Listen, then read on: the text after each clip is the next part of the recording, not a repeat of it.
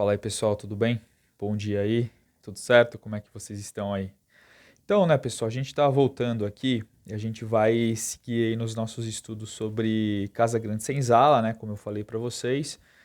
É um livro bastante importante, né, que a gente resolveu trazer aqui para vocês porque faz parte aí do currículo, né, do segundo ano e a gente está tratando com relação a esse assunto, tá? Relacionado à raça, etnia, né? Discriminação, preconceito, né? Como a gente viu, teorias raciais aí do século XIX, como a gente vem estudando, tá?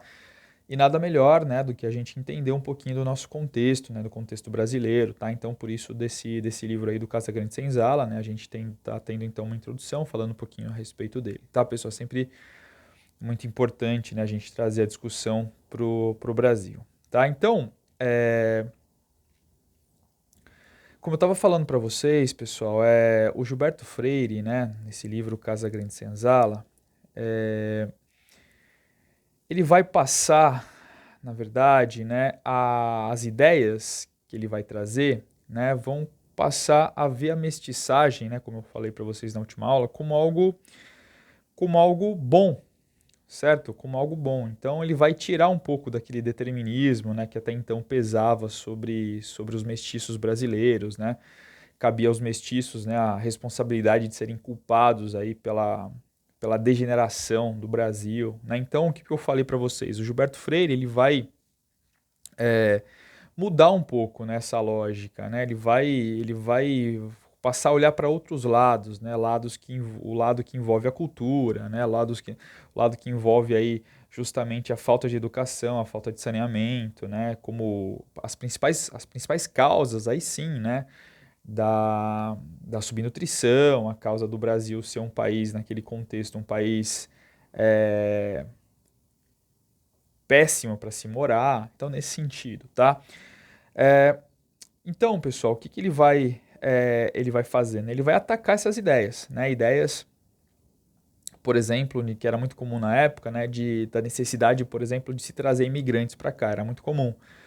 Certo? Com a ideia de que trazendo imigrantes, principalmente europeus, né, iria se purificar a raça, né, iria se branquear, purificar a população, tá? Então ele vai atacar essas ideias aí, essas ideias que eram bastante comuns, né? A ideia de que quanto mais branca a população fosse, melhor. Ele vai tirar um pouco do peso, né, dessas ideias aí, tá bom? E como eu estava falando, né, existia um contexto na época, certo, pessoal, que não era só ele que falava, né, muitos escritores ali do período, né, pensadores vão criticar também esse viés aí, né, vão passar a olhar a situação brasileira, né, a situação, vamos falar assim, subdesenvolvida, né, do país, como a falta aí a falta da educação, a falta de, né, eles falavam assim, que só o Brasil só iria melhorar, não era com o melhoramento da raça, certo? Mas a melhora ela partia, né, de alguns pontos importantes, né, como o aperfeiçoamento educacional, né, e político. Então era só aí que a situação do Brasil iria melhorar, né? Essas seriam as soluções aí para os males do Brasil, né? O aperfeiçoamento educacional e o aperfeiçoamento político, né? Então a gente está vendo que o Gilberto Freire, né, ele está envolvido já, né, nesse contexto aí, né? Vamos falar dessas ideias progressistas, né, que pairavam então naquele contexto no Brasil, né?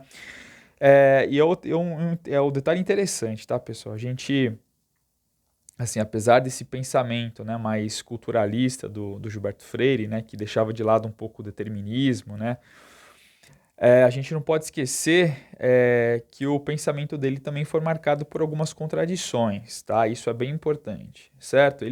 O Freire, né, o Gilberto Freire, ele manteve um viés evolucionista aí nas suas análises, né, nos seus escritos, tá? Na sua forma de pensar. Então ele acreditava, por mais que ele fosse culturalista, né, que enfatizasse a etnia, a cultura, né, ele acreditava na existência de povos mais e menos adiantados, né, o que na verdade era uma contradição, certo? Com a ideia de que com a pretendida superação dos modelos biológicos e raciais, era uma contradição, né? Porque a partir do momento que ele defende aí uma perspectiva evolucionista, dizendo que existem povos mais e menos adiantados, certo? Ainda persiste as teorias raciais, de certa forma, entendeu? Então, ainda é possível encontrar um pouco disso ainda na obra dele, tá? Ele não conseguiu se desvencilhar disso totalmente, tá, pessoal? Eu vou dar alguns exemplos para vocês aí ao longo do vídeo aí, tá? Então, por exemplo, né? O Freire ele afirmava da existência de culturas superiores, certo? Então, para ele, os africanos, né, maometanos, né, trazidos aí de certas regiões da África, né, África maometana ali, certo? Seriam adeptos da religião monoteísta, seriam culturas superiores, certo? Na visão do Freire, né, aqui na colônia teriam inclusive é, desenvolvido um papel de civilizatório, certo? Olha que interessante, aqui na colônia portuguesa, tá? Essas raças superiores, né? Ele acreditava, né, que muitos negros ali, esses negros maometanos, né, vindos de certas regiões específicas da África, eram superiores tecnicamente ao indígena, por exemplo, tá? E até sobre o branco em alguns aspectos, né? No que, por exemplo, se refere ao trabalho com metais, a criação de gado, alimentação e a própria culinária, né? A gente vê essa noção, né? Ele inverte, né? Porque para ele o superior é o negro, certo? Para ele, mas o negro continua sendo superior, certo? Então ele faz aí uma distinção da raça. Apesar de ter invertido a lógica, né, um pouco, certo? Ainda ele continuou fazendo vamos falar assim, essa discriminação, né, de uma raça pela outra aí, tá, pessoal? Muito interessante isso na obra dele, né?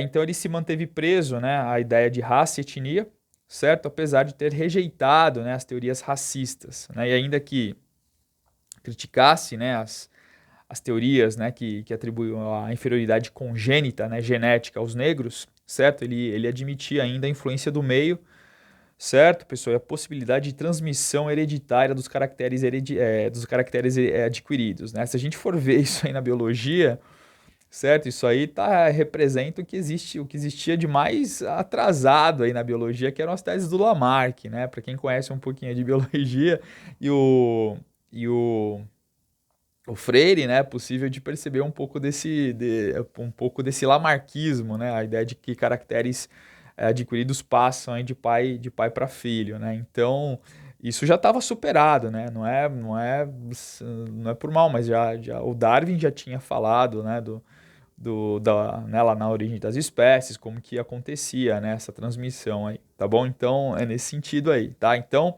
é isso, né? São as contradições aí que a gente está falando para vocês do pensamento um pouquinho do Gilberto Freire, né? Então, é, para o Freire, né, pessoal, ele, com base aí nos estudos antropológicos da época, né, ele comparou diversos grupos africanos transplantados aqui para o Brasil com tribos indígenas que aqui residiam, né? E aí ele, a partir desses estudos, né, que ele faz, estudos aí que ele coletou, tá?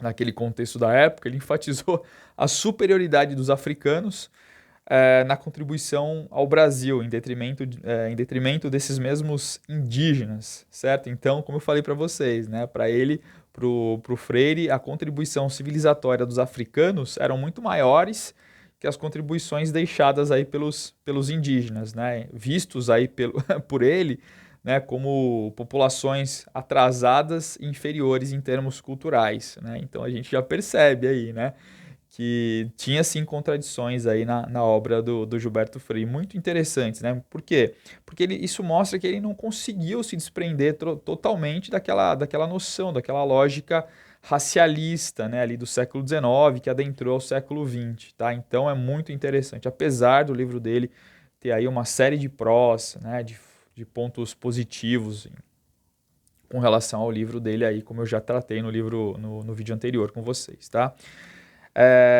Aí é importante a gente lembrar, né, pessoal, que a formação do Gilberto Freire, certo, foi em grande medida, em grande parte, né, aconteceu fora do Brasil, né, então principalmente nos Estados Unidos, certo? Então lá nos Estados Unidos, como eu falei para vocês, né, ele teve contato com a antropologia, né, o Franz Boas acabou sendo professor, que era aquele antropólogo importante, algumas ideias do Franz Boas ele pegou e acabou adaptando, né, para o contexto brasileiro, certo? E antes de escrever o Casagrande Senzala, né, ele já havia feito alguns estudos sobre a vida social brasileira de 1848 até 1864, nesse período. Então ele pegou esse período e datou esse período, tá? E buscou compreender um pouquinho da vida social brasileira nesse período, né, do ponto de vista doméstico e sexual. Certo? Então, enfatizando um pouco da cultura mesmo, né, do cotidiano ali. A gente vai ver mais para frente aí, pessoal, que ele buscou, inclusive, algumas ideias mesmo para entender o cotidiano, né, dessas populações, né, dessas pessoas aí no século XIX, tá? Ele concluiu, né, o mestrado dele na Universidade de Colômbia, certo? Nos Estados Unidos. E aí, a partir da conclusão desse mestrado, ele partiu para uma viagem para a Europa, né? Foi lá para a França, para a Inglaterra, para a Alemanha, certo? Passando por Lisboa, Coimbra, tá? Então ele viajou o mundo inteiro aí, né? Então o universo cultural dele era bastante amplo, tá? Onde ele conheceu, lá em Coimbra, né? Ele conhece um historiador, né? O João Lúcio de Azevedo, tá? Que já desenvolvia estudos sobre as práticas, né, sociais no cotidiano, como as pessoas se portavam, certo? Estudos nesse sentido. Daí há muito dessa muito da obra dele, né, do Gilberto Freire, tratar mesmo dessas relações sociais cotidianas aí, tá?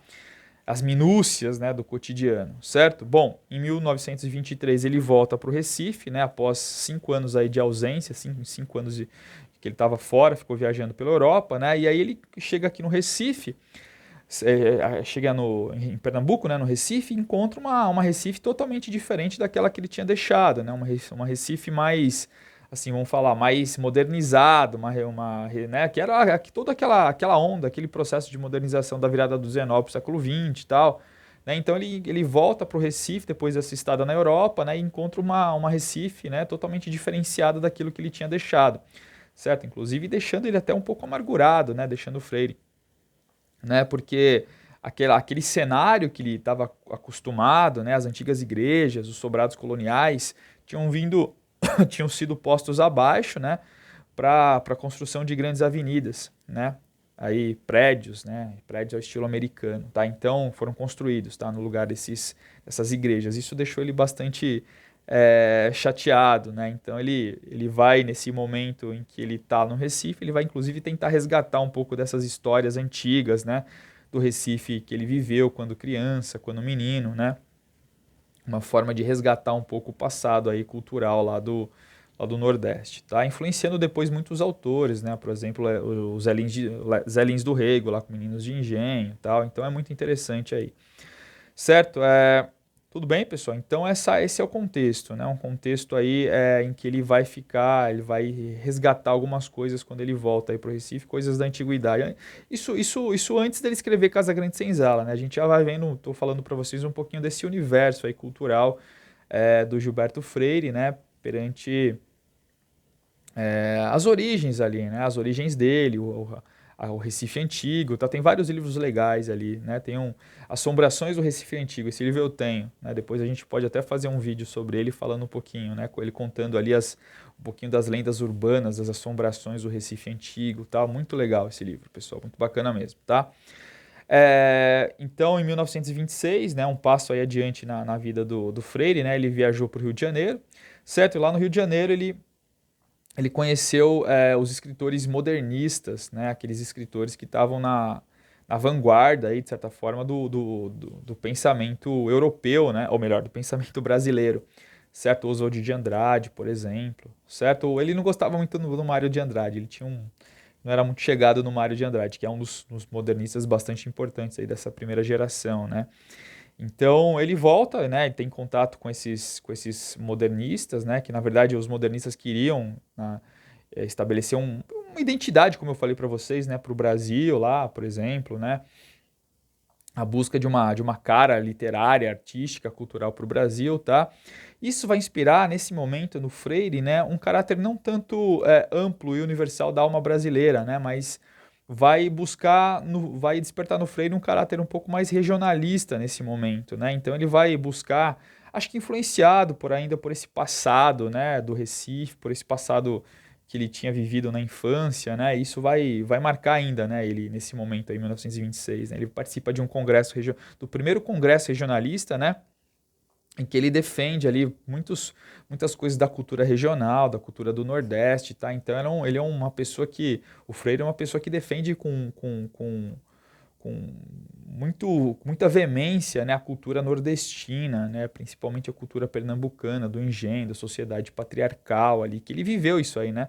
Coisas de garoto, coisas de menino, né? Então ele defendia a tradição, né, dos engenhos de açúcar, né, as raízes cujas raízes culturais retrocediam às origens ibéricas, né, e aos povos mais adiantados da África. Então, isso tudo está no livro do Nordeste, né, um livro que ele escreveu antes do Casagrande Senzala, né. Então, como eu estou falando para vocês, esse regionalismo aí é muito forte no Freire nesse contexto, tá, pessoal? Bom, para o Freire, pessoal, é diferente do que acontece lá no Mário de Andrade, que, né, todos já viram falar do livro Macunaíma, né, do herói sem caráter, tá? O brasileiro seria esse herói sem caráter, né, essa pessoa, esse indivíduo, né, que não tem caráter nenhum, que zomba, que brinca, que está a todo momento se metamorfoseando, né? Para o Freire, não. Para o Freire, ele fala que seria possível determinar o caráter brasileiro, tá, a partir da socialização gerada pela família patriarcal. Então, a família patriarcal nordestina, pessoal, tá aí no âmago dos estudos do Gilberto Freire. É muito interessante isso aí, tá? Então, e o recado que ele passa é o seguinte, né? Então, no momento em que se acentuava a hegemonia do Sudeste e do Sul com relação ao Brasil em termos políticos, né? A gente sabe da República do Café com Leite, ali, né? Minas Gerais, São Paulo. O que ele vai mostrar? Ele vai mostrar que a aristocracia nordestina, apesar de derrotada na política, né, ela tinha se mostrado vitoriosa na história e nos costumes, tá? Então isso é muito importante aí deixar claro, né? Então ele vai resgatar um pouco dessa história, né, dos costumes do Nordeste, né? Mostrar claro, ó, a gente existe também, tá?